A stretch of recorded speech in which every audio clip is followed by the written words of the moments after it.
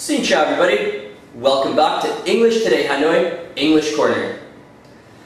By now, we have finished our overview of the IELTS exam, and I hope you understand it more than you did before. Today, we're going to start learning skills needed for the exam. Now, a very common question among students is, how do I start my essay? Today, I'm going to help you understand more about that. Now, today we're going to look at a Task 1 essay. This is actually very simple. It may be one of the simplest parts of the IELTS exam. Generally, it's recommended to paraphrase the question.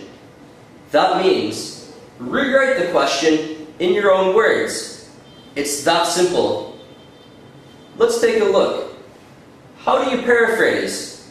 Well, you can change verbs in the question with synonyms, change nouns in the question with synonyms, or reword key information, key phrases. Importantly, synonym. That means choose another word that has the same meaning. Let's do some examples. Paraphrasing. This here is a line graph. This is taken from the IELTS website, and I've included a link for you to see.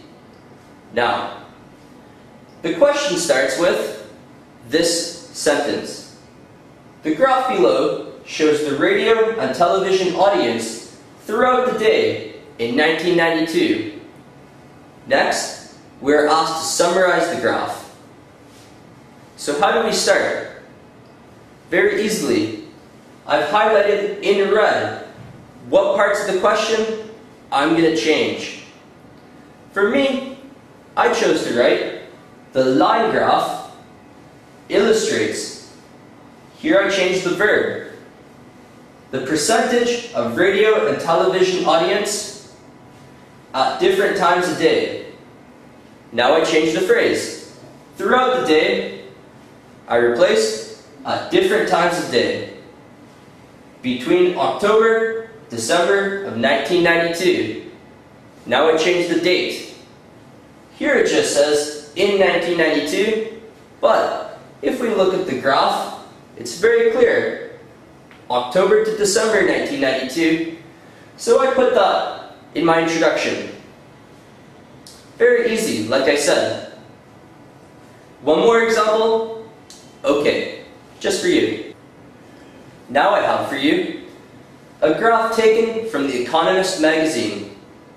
This is an example of real-world content that we at English Today Hanoi incorporate into our IELTS courses. This is a real graph from a real magazine that you are likely to encounter in the future. Let's have a look. I've written a question that's similar to what you'd encounter in the IELTS exam. The graph below shows the number of corporate fines imposed by the US Department of Justice and the average value of those fines from 1980 to 2011. Again, for my paraphrasing, I've highlighted in red what I'm going to change. Let's have a look. With graph, I used the words line graph. Shows, this time I used the word compares. If you look here, it's very clear that the amount of fines and the value of the fines is being compared. Next, number, I changed to amount, and instead of putting in imposed by the US Department of Justice, I just decided to say in the United States. This is fine, because for this information, it doesn't matter who administered the fines. We're just comparing the value of the fines and how many fines. Lastly, instead of saying from 1980 to 2011, I decided to say over a period of 31 years. So, my introduction sounds like this. The line graph compares the amount of corporate fines and the average value of the fines in the United States over a period of 31 years. There you have it. Two different graphs, two different introductions. In the coming weeks, I'll be reviewing different kinds of graphs and introductions for those as well. For now, I included one assignment for you, a graph, and a task. Try to paraphrase it for yourself, leave a comment down below, and I'll give you a response. For now, thanks for watching. See you later.